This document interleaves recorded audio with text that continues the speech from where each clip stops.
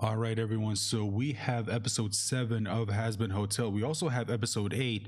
So both episode 7 and 8, of course, dropped at the same time. These are the final two episodes of Hazbin Hotel. We are going to be watching episode 7 in this video. And then after this, we are going to be watching episode 8.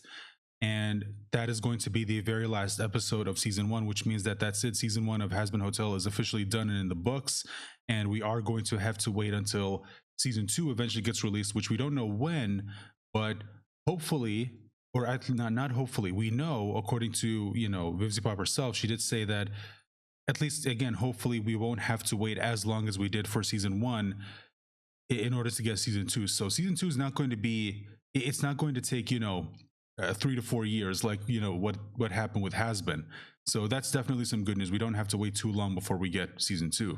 Now, again, we don't know when, and you guys know that unfortunately with a lot of things, some things tend to come up which will tend to delay projects. So there is maybe a chance that something could happen, although again, here's hoping that everything goes smoothly and we get season 2 earlier than with season 1. Hopefully we won't have to wait for season 2 as long as we did for season 1 is essentially what I'm trying to say. Now, before we get to the episode, there is something I do have to tell you guys. All right, I'm just going to be 100% honest with you guys. I have actually already seen both these episodes, and the reason for that is because when these episodes did air on Amazon Prime, which that's where we're watching this, it was really late, and unfortunately I couldn't record my reaction at the time. Now, before that wasn't really a problem because for me I could just wait until the next day, after I wake up, and then I could just go and record my reactions. Unfortunately, that wasn't the case because something came up and I couldn't find the time to sit down and actually record my reactions. And because of that, I knew that I could wait. Of course, I could just, wait until I did have the time so that I could, go into both these episodes completely blind. But unfortunately, in the past, haven't really had the best luck avoiding spoilers.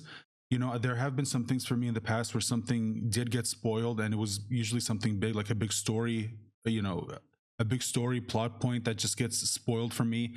And I didn't want that to happen for Hazbin. I didn't want to get spoiled by someone online. I wanted to find out what happened for myself. And I knew that if I waited, there was a big chance that something was going to get spoiled for me, and I just didn't want that to happen. So I said, all right, look, I could wait and possibly get spoiled, or I could just sit down and I could just watch the episodes, and if I record the reactions, I could just let you guys know that, hey, I already know what happens, but I'm still going to watch it. I'm still going to give you guys my thoughts on what happens in the episode as we're watching it. And I know that for a lot of you, you may not be into that. You might want to watch someone's reaction who's going into this completely blind. I understand that, but just again, wanted to let you guys know up front that I do already know what happens, but I'm still going to watch this with you guys, and I still am going to give you guys my thoughts on this episode. And if that's okay with you guys, then okay, great. But if it's not, then just know I completely understand. So with that said out of the way, let's go ahead and watch these both these episodes, and of course I'll give you guys my thoughts on them as we watch it. Now, all right, so this is episode 7, Hello Rosie, and based on what happens in this episode, and based on us meeting Rosie, let's just say I have had some thoughts about this episode that again I will share with you guys in this video. So let's go ahead and watch this. Oh, and sorry, before we get to the episode, one more thing. As always, just have to get the YouTube stuff out of the way. If you like the video, you know what to do. Hit the like button, share this video out there, subscribe to this channel if you're new, ring the bell for notifications, and please guys, comment down below with whatever your thoughts are. If you have any thoughts on my comments, like what I said, or if you have thoughts on the episode, just let me know about them in the comment section down below. As always, I really do love hearing from you guys. And with all that said out of the way, now let's go ahead and get to the episode. So, Here we go. Where are your wings? Nifty, I don't have... Did you ever think maybe she's sensitive about her lack of wings? Just like her lack of tits? Yeah, where are your tits? Okay, so obviously they know what happened. They know Vaggie's an angel. They know what happened in heaven. They were already informed. And okay, hold on. Any Weird place to pause. But yeah, this is interesting. So I didn't think that they were going to have that happen off screen. I kind of thought that maybe we were going to see everyone's reaction to finding out that Vaggie's an angel and finding out that they're going to be targeting the hotel first. I would have actually liked to see that happen on screen, but I guess they wanted to focus more their time on more important things, which has sort of been a reoccurring thing throughout the season, because there was a lot of things that did happen that I kind of wish we would have actually seen it, as opposed to just having to guess that, oh, this probably happened off screen, or we were told that this happened off screen. But yeah. Other questions? And where is Miss Fearless Leader anyway? Isn't it about time for another doomed to fail plan? She's upstairs. Coming up with something, I'm sure. In our room. Alone. Yeah, and that look from Alastor was definitely telling, which of course, knowing the episode, you understand what he's planning, and obviously knowing what happens in the next episode, it's definitely very interesting, because Alastor has honestly, I feel like Alastor is definitely a much more interesting character than I feel like a lot of people give him credit for. I feel like, because I see a lot of people say that Alastor is just, he's just evil for the sake of being evil or whatever. And, there's nothing inherently wrong with characters that are like that. But personally, I've never believed that Alastor was that. I've always believed that Alastor was a character who always had more to him than what a lot of people originally thought, more to him than what's just on the surface.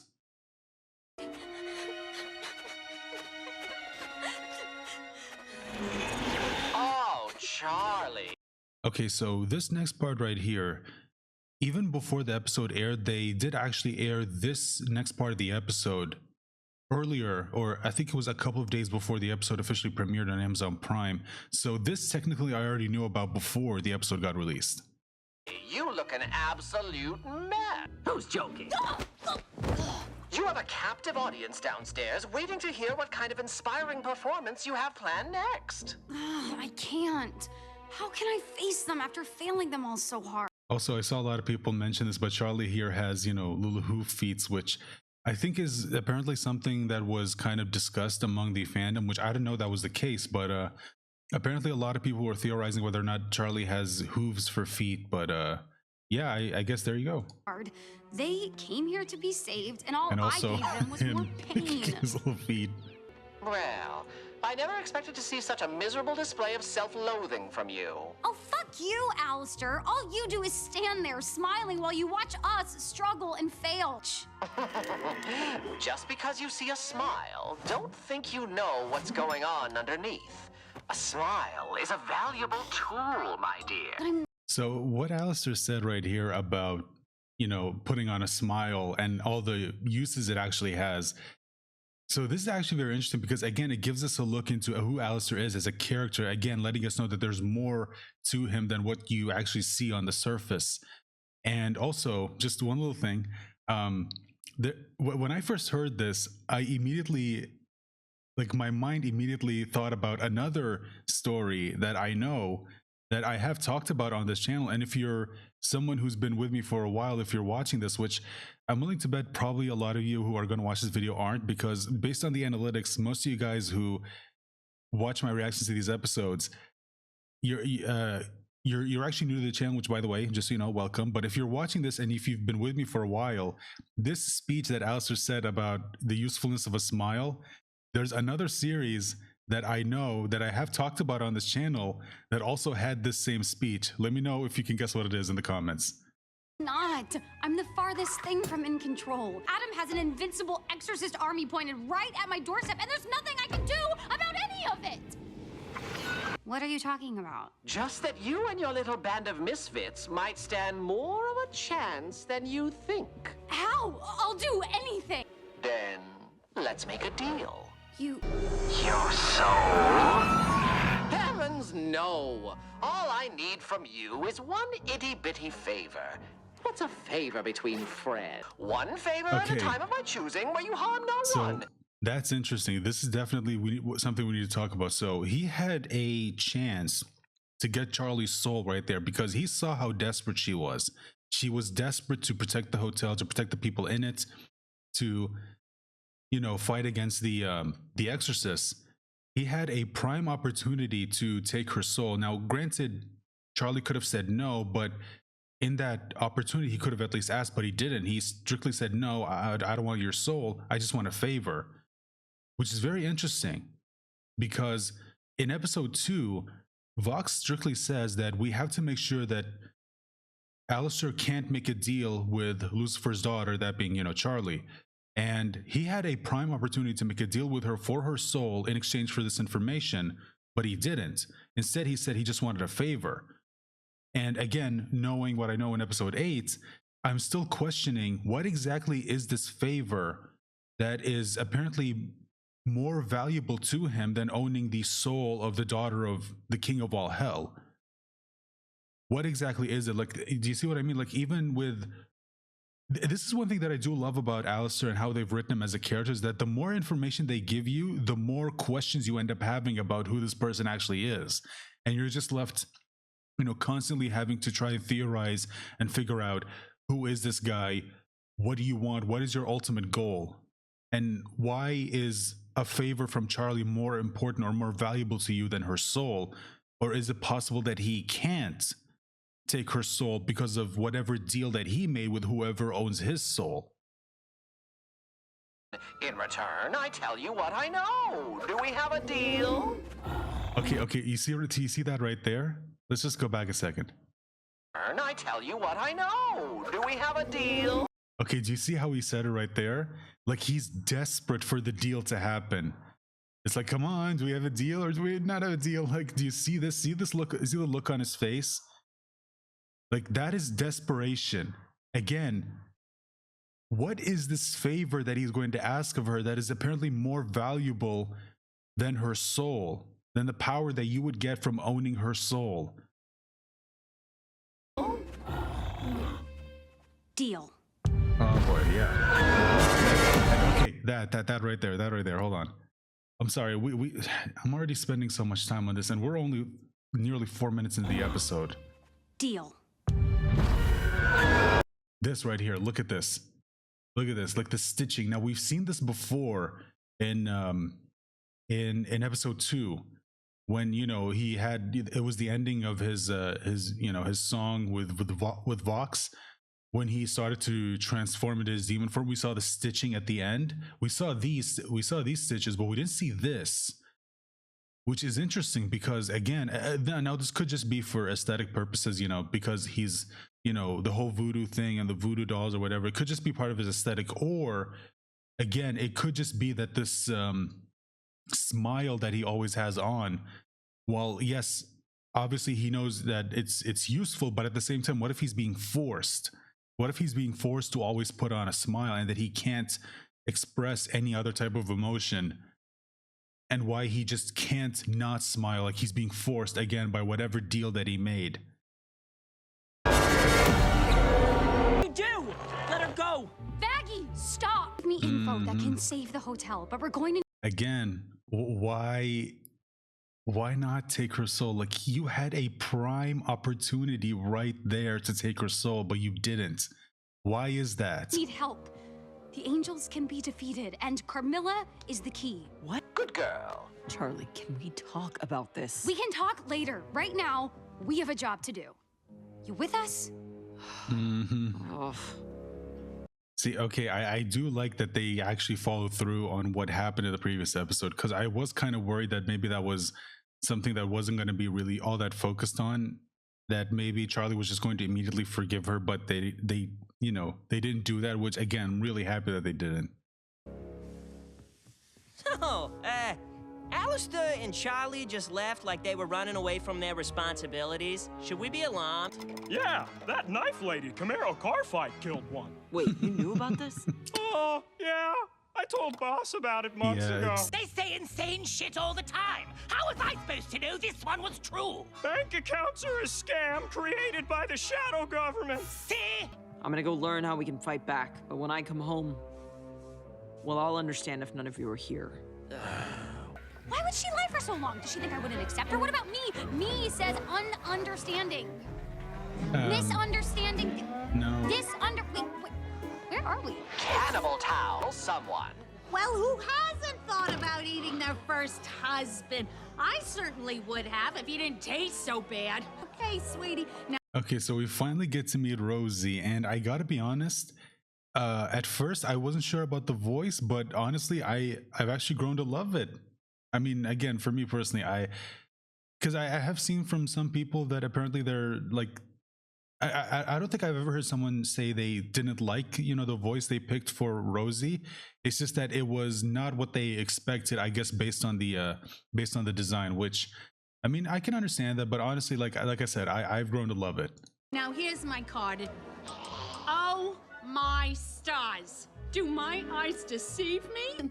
Oh, who's this you brought with you? Come now, Alastor. She's much too young for you. Oh, I'm just kidding. I know you're an ace in the hole. A what now? But where are you? Okay, so that right there, I think is like, actually, I don't think I know. It's the only reference we ever got to Alastor's, sexuality, which is obviously something that, if you've been following this product, it's something you've already known is the case for a while now. But like, this is the first time we've ever heard it actually be mentioned in, the show. And I am curious if maybe like the other hotel residents are maybe also going to be made aware of this, or maybe they're or who knows, maybe they already know.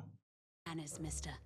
Introduce us, why don't you? Although the only person who apparently doesn't know what that is Alastor himself, which again does make sense because these terms didn't exist back then during his time. Although I guess Rosie is more up to date with modern what's the word I'm looking for, modern words, I guess you could say. Ah, yes. Charlie, this is Rosie, the most darling, delightful, and dangerous overlord this side of the pentagram. Well, isn't this a regal surprise? Come in, come in. Can I offer you something to eat? Look at you. Sorry, just go back a second. One of those, or some of these rings, some of these pinky rings have a finger, so No, you might want thank to you, though. pick those off. Oh, look at you. So polite. Alastor, you could learn a thing or two. Well, sit down, sit down. Tell Auntie Rosie what she can do for you. Appreciate the offer, but we're here on business of another kind. Well, don't keep me in suspense. I'm a very busy woman. We need your help. Well, your cannibals' help, at least, to fend off the attack. Oh, your people will be far from helpless when we're done with them. And by the end, they will be able to eat their fill. Carmine, we need to speak. I know what you did on Extermination Day. Yeah, it's Right, you open that door. Hello? You have 2 minutes to convince me not to silence you for good. What do you mean, no? The Princess of Hell Means nothing to me. You have to do better than that. 90 seconds. yeah, With your it's knowledge, we wouldn't have to helplessly stand by while... Clearly, I am not the helpless one here. 80 seconds. well, I mean, no, I mean, yeah, technically she's not helpless because she actually knows how to fight against them, but at the same time, there's only so much that you and your territory can do on your own, especially against all the exorcists. So still would be a very good idea to team up with the rest of hell to actually fight off against them, but yeah. Then why? Why wouldn't you use what you know to fight? To avoid the very problem you and your little friends are facing right now, I will not invite destruction into my house on my people. You didn't pick the fight. Again, she again, both Carmine and Vaggie are, or both Carmilla and Vaggie are raising some good points, but yeah, again, it's just, I've always, I've wondered ever since I saw this, which is that, how is it that most people haven't figured out that, I mean, yeah, you guys have your differences and obviously you each have your own agenda, but at the same time, you think that, okay, like just this once when these exterminators, show up, let's just put all that aside and just, band together just for now, just for this one day to fight against them, to at least, minimize the casualties. Fight, but it's here now, and they aren't going to stop with us. You're out of time. Angels attack quickly. Also, I've been wondering this for a while, but what type of demon is Carmilla supposed to be? I don't know if it was ever like mentioned by like Viv or maybe someone working at Spindlehorse. But I've been trying to figure this out for a while, but I don't know what type of demon she's supposed to be. because like every demon we've seen is themed after something. Like Alastor's a deer, Angel Dust is a spider, Husk is a cat, Nifty is I think they said she's supposed to be a bug. I think last time I checked, I could be wrong.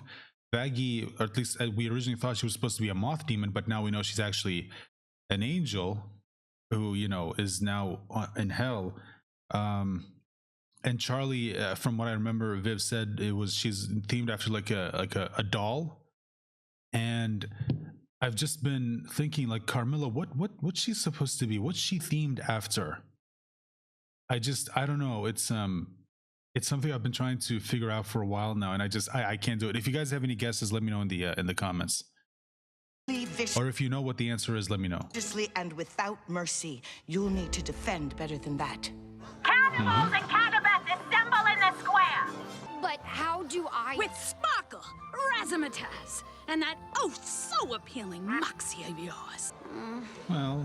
Now, fair warning, this group sticks together, so in order to convince any of them, you'll need to convince all of them. And there's one in particular. Susan. Yeah, Susan. Who's a bit of an...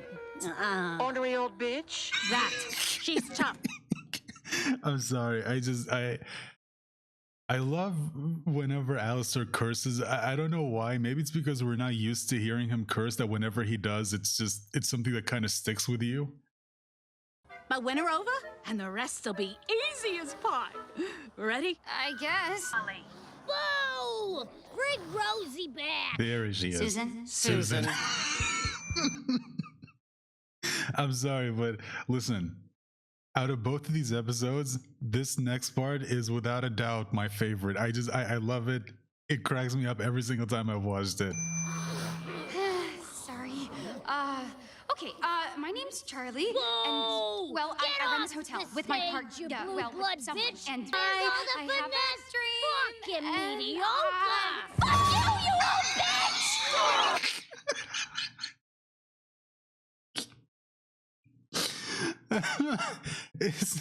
It's still super funny again. Like I said, out of both these episodes, everything that happened, without question, my favorite part of the episode. Hold on, I gotta see that again. And she even tries to go into the whole "I have a dream" thing from the pilot, and then Fucking mediocre! Fuck you, you old bitch! Okay, we'll be back after a brief intermission. oh my god, oh, I love it. I love it. All right, let's go back to the episode.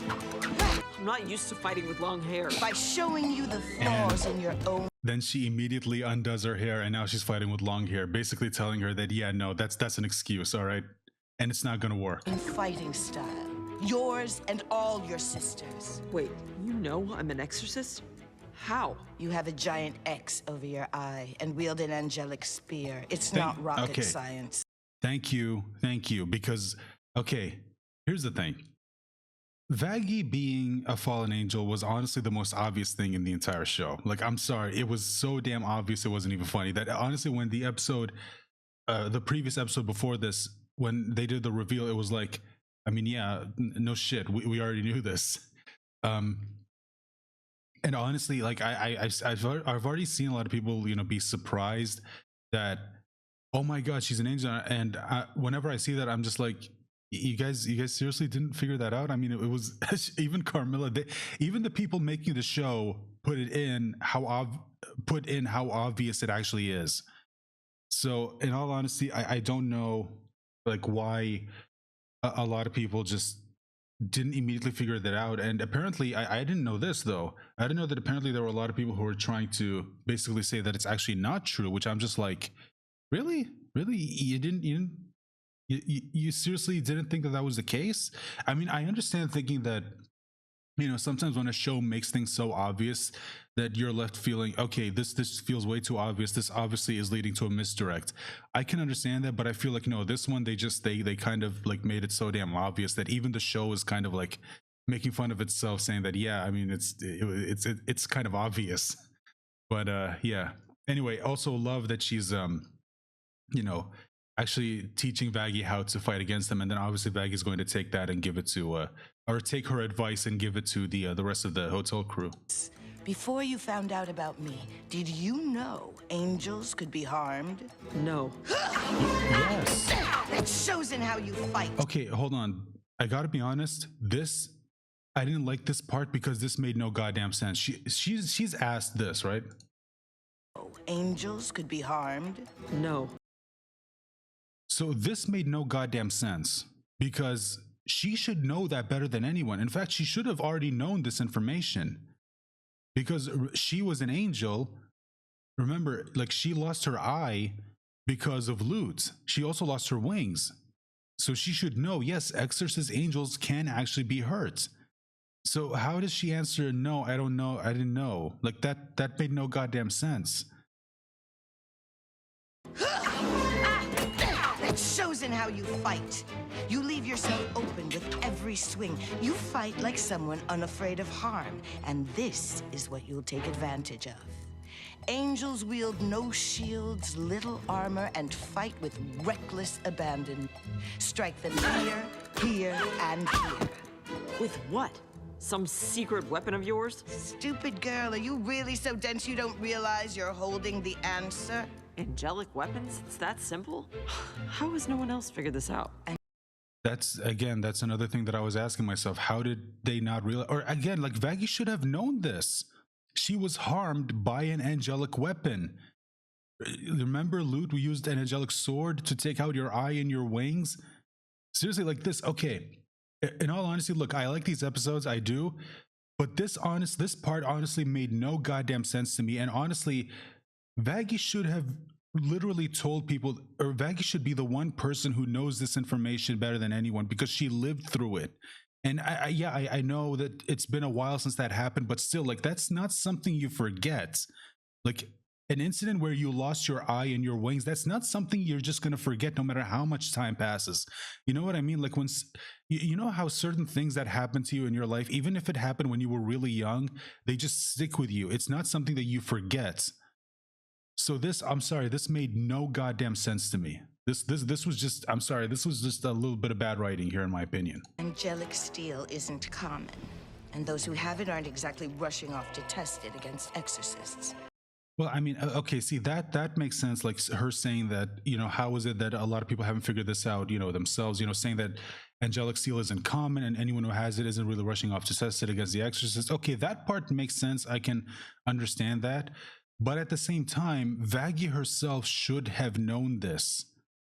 I still don't understand why she didn't tell Charlie or any of the other hotel residents. Like, the second, at the very least, when they declared war on the hotel, she should have immediately told her, like, okay, there's something you need to know. Like, they actually can be hurt because I was hurt because of this. I'm sorry. This part made no sense to me. But my daughters and I were cornered in that last extermination. I tried to buy time for my girls to flee, and well, you don't become an angelic arms dealer without arming yourself first.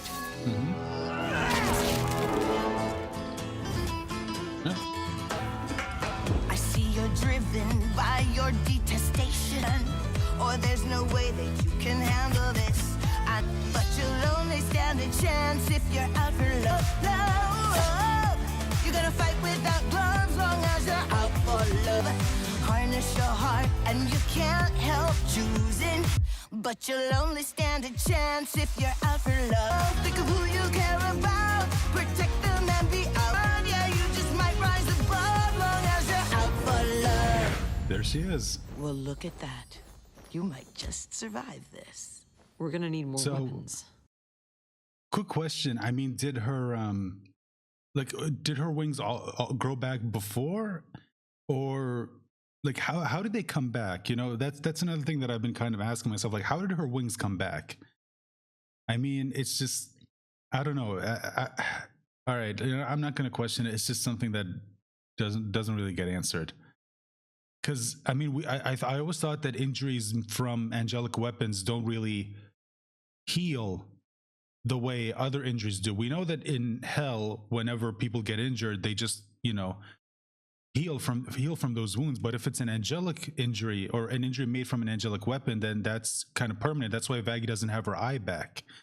You know, it's something she lost permanently because it was something that she lost because of an angelic weapon. And same thing with her wings. So how does she have them back? I don't know. Just something that, again, doesn't really make a lot of sense to me. All right, what has you so out of sorts, darling? You clearly got more on your mind Also, didn't say this before, but that song, pretty damn amazing. than angels. What do you do when someone you love lies to you about who they are? Romance? My specialty. Come on, dearie. Details, details. How does that make you feel? Just angry because we share everything. Because she always supported me and my ideas and now I... You said you love this girl? Yes. Or, well, yes. He knows better than anyone that I believe in second chances. Why not tell me? It can be difficult to admit to things you're not proud of. Especially if those things hurt the ones you love. Okay, so that's very interesting. So, excuse me. I am wondering, is she, you know, speaking from experience, you know, like what happened to her that she knows, you know, that she knows this for a fact? Like, it's hard to admit to, you know, faults, especially if it's something that, you know, hurt someone that you actually cared about. What happened to her? See, now I want to know more about her and her story, especially like how she like knows Alastor. She fucked up, sure. She's flawed, but hey, who down here isn't? If there's anything I've learned, it's that words are cheap, but actions, they speak the truth. That's very, very, very true. Very true. You know, like words, anybody can, you know, say that they're sorry or that they'll, you know, make it up to you or whatever. Like, okay, yeah, you can say that, but I need you to prove it to me. I need you to prove it to me through your actions. You know, you can say it as much as you want, but if you don't follow through on it, then those words that you gave me are kind of meaningless. So, what have her actions said? Also, I really, really do hope we see more of Rosie in season 2 because I really like her character. That she believes in me and what we're doing. Right now, she's off learning how to protect everything we've worked for by singing. But that never works. It will work here. Trust me.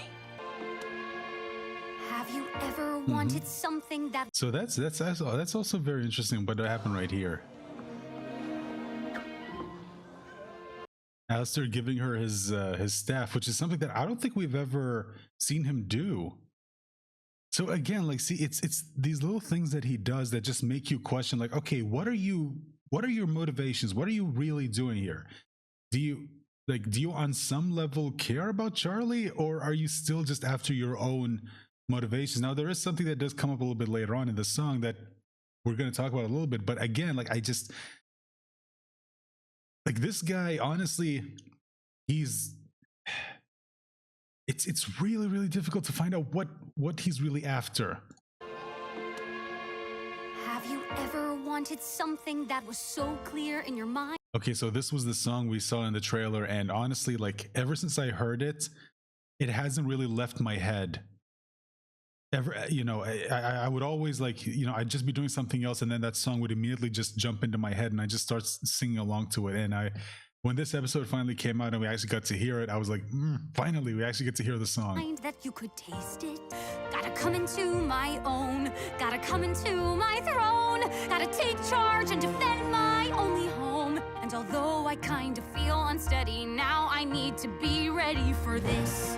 For the first time in my life, maybe I can be ready. Okay, so this is the part right here. This is the part of the song that we're about to get to that we heard in the trailer, which, again, wouldn't leave my head the first time I heard it. For this, my destiny could never be postponed. When Adam brings the battle here, I must appear like I'm ready for this. She's filled with potential that I could guide.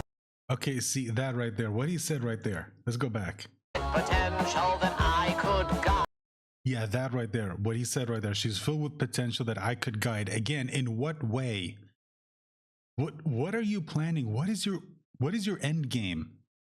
What is he planning? Like, what does he want ultimately? Because we get an idea of what he wants in the next episode, but at the same time, it's like it feels like there's more. There's more going on here. What does he want? Why is he so desperate to guide Charlie to do whatever it is that he wants to do? Like, what is his goal? I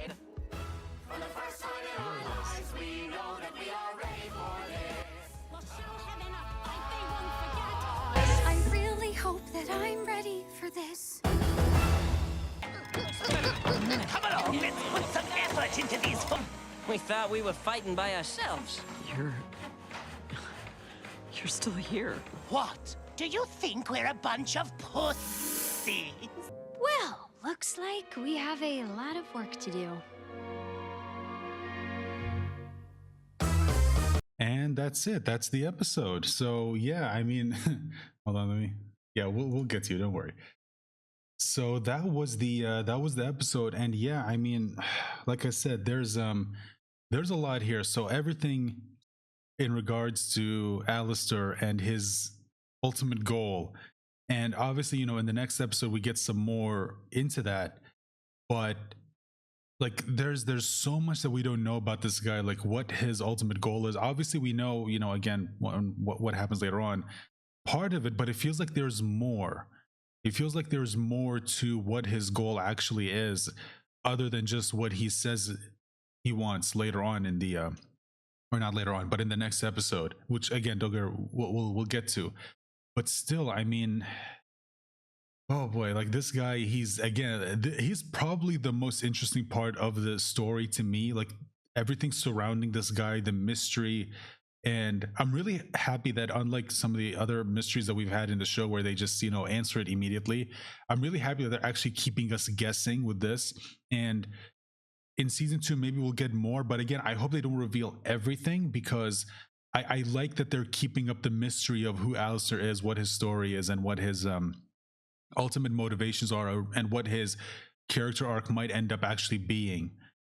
But also, the what we see with Charlie and Vaggie, their relationship, and I do like that they actually, had what happened in the previous episode, actually have an effect on their relationship. I'm really happy that they didn't just resolve it off screen, that they actually showed us them going through something.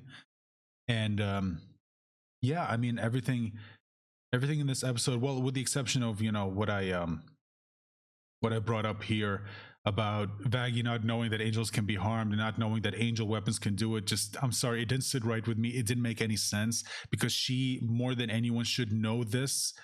And I don't know, it's just, again, I know a lot of people will probably say, well, I mean, it was a long time ago, maybe she forgot. Like, I'm sorry, I don't buy that. Because there are some things that you just don't forget. And her being injured the way she was, it just doesn't, it's hard for me to believe that she would forget that. You know what I mean? It's just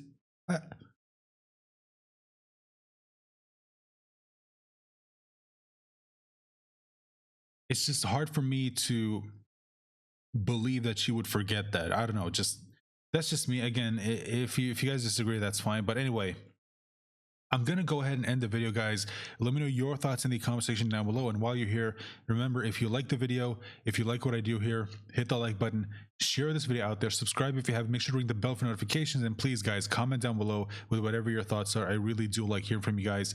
And with that being said, I hope I'll see you guys for my reaction, I guess, to episode 8. Bye for now.